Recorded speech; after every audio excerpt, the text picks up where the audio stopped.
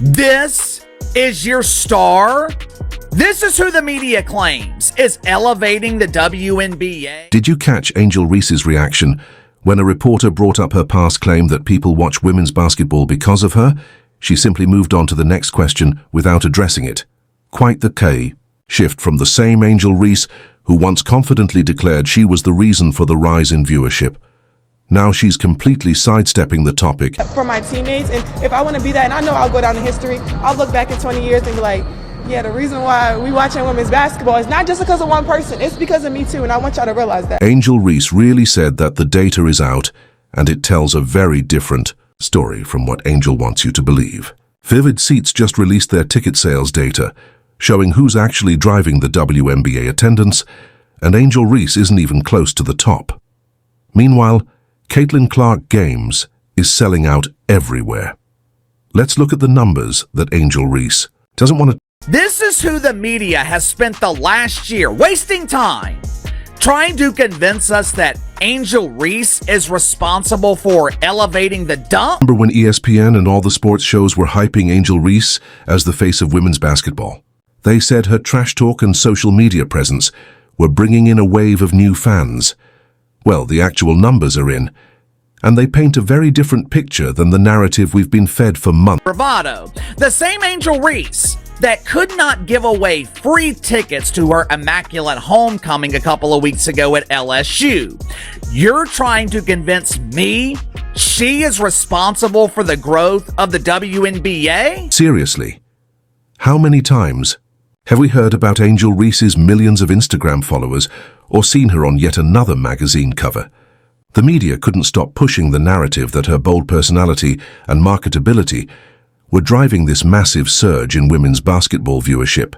They made it sound like she was the reason everyone's suddenly tuning into the Earlier this afternoon, WNBA fans, which consist mostly of the parents of WNBA dump divers, there are millions of Caitlin Clark fans, but when it comes to counting fans of the actual WNBA, you have enough room to count them on one hand. But here's where it gets really interesting.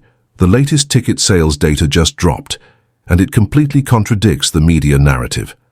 The Vivid Seats WNBA loyalty report was just released. And guess what? Angel Reese and the Chicago Sky aren't even close to the top when it comes to ticket sales or pricing.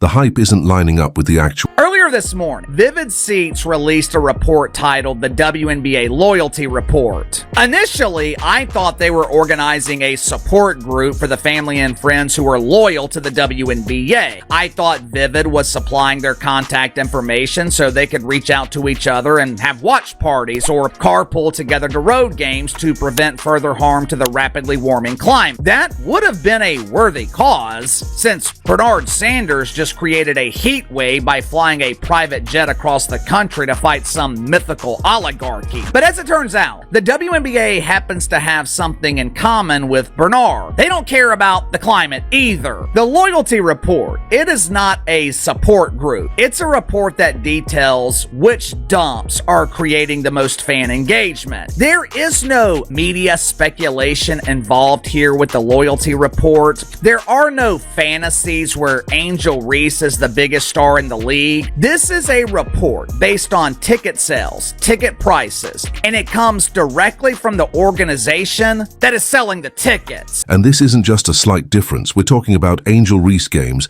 not even cracking the top 10 highest priced WNBA tickets this season. Can you believe that? After all the talk about her being this massive draw, the actual ticket sales tell a different story. When it comes to fans putting their money down to see her play, it's crickets. For the better part of a year, the mainstream media has tried to convince us that Angel Reese is responsible for growing pretend basketball. Remember last month when Forbes claimed that Angel Reese was the most popular player in. The media keeps pushing this narrative that Angel Reese is essential to the WNBA's growth, but fans are voting with their wallets, and the message is loud and clear. They're not buying what the media is selling. All those millions of social media followers Reese has, They're not translating into actual butts. Report opens with the top 5 games in the WNBA this season based on ticket prices. Somehow, the WNBA All-Star Game tops the list, with the average ticket selling for $533. Those Instagram followers aren't buying tickets to see Angel Reese play. What's the point of having them? That's the million-dollar question. Because having followers is one thing, but having real fans who actually show up and pay to watch you play, that's a whole... Wait a minute. You mean to tell me that Angel Reese is nowhere to be? So now you might be wondering if Angel Reese isn't really the one boosting ticket sales and attendance like everyone thinks, but the data tells a clear story. And I'm willing to bet you already know who the Now, unsurprisingly, the next 4 games on the list, they all involve Caitlin Clark. The Indiana Felines and the Golden State Vikings, the Felines versus the Dallas Wankers, Felines and Washington Mysticals, and the feminine Felines against the female Suns from Connecticut. According to the Vivid Seats report, Caitlin Clark and the Indiana Fever are absolutely dominating ticket sales across the entire league. Their games are selling out wherever they play. Ticket prices for Fever games have skyrocketed, with fans shelling out hundreds of dollars on the secondary market just to watch Clark in action. Something the WNBA has... Another way to say this would be that Vivid Seats listed the top 5 mainstream draws in the WNBA. Obviously, Caitlin Clark, number 1, followed by the Anonymous Faces in Las Vegas, the Female Suns from Connecticut, the New York Lesbians, and even though she hasn't even played her first game in the regular season yet, Paige Bueckers and the Dallas Wankers, they came in 5th. Makes you wonder why Angel Reese is suddenly avoiding her previous claims. Remember when she boldly said people watch women's basketball because of her? Now that the data proves otherwise, she's dodging questions from reporters instead of this lengthy report. Angel Reese and the Chicago Bravado, they were not mentioned once. Someone please make it make sense.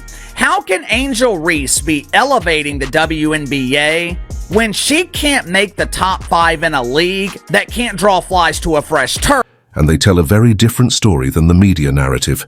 Angel Reese may have social media followers and magazine covers, but when it comes to truly driving interest in the WNBA, getting fans to buy tickets and watch games, Caitlin Clark is clearly making the biggest impact.